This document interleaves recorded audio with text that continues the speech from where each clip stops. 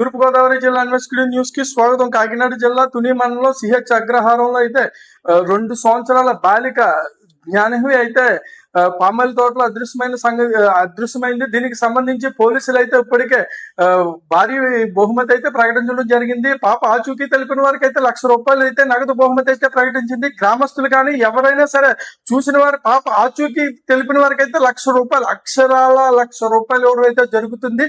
వాళ్ళ వివరాలు కూడా ఎవ్వరికి కూడా తెలియనివ్వరు. దీనికి సంబంధించి ఇప్పటికే కూడా సీసీటీవీ ఫుటేజ్ కావచ్చు, అన్ని రకాలుగా కూడా అన్ని కోణాల్లోని కూడా దర్యాప్తు అయితే చేస్తున్నారు. Thank you.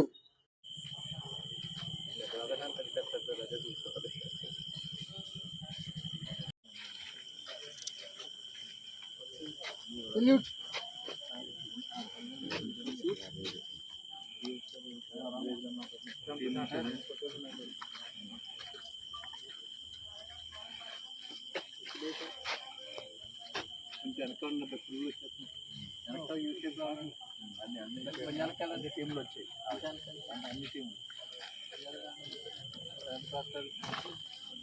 ఎస్బీ వాళ్ళు ఎవరైనా ఉంటారండి. రా